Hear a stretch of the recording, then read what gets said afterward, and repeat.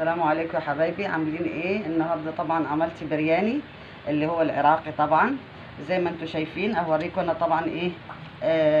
لازم الكفته دي تتعمل فوق الوش او من جوه. انا عاملاها نصين زي ما انتم شايفين كده، نص اصفر ونص ابيض، وجواه برضو فراخ زي ما انتم شايفين، وجواه البطاطس بتاعته، وجواه زي ما انتم شايفين كده، والكفته فوق الوش او تخلوها من جواه.